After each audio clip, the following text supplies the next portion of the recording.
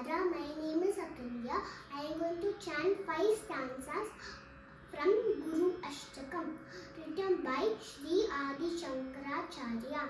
Shariram surupam tatavakalakram yashascharu chitram talam merutulyam manaschenalaknam gurorangribatmi tata kim tata kim tata kim tata kim kalatram dhanam putra pautradi sarvam griham bandava sarvametatti jatam manaschenalaknam gurorangribatmi tata kim tata kim tata kim tata kim षडङ्गादि वेदो मुखे शास्त्रविद्या कवित्वादि कर्तिं सुपत्तिं करोति मनश्चेनलग्नं गुरोरङ्घ्रिपद्मे तदा किं तता किं तता किं तता किं विदेशेषु मान्य स्वदेशेषु धन्य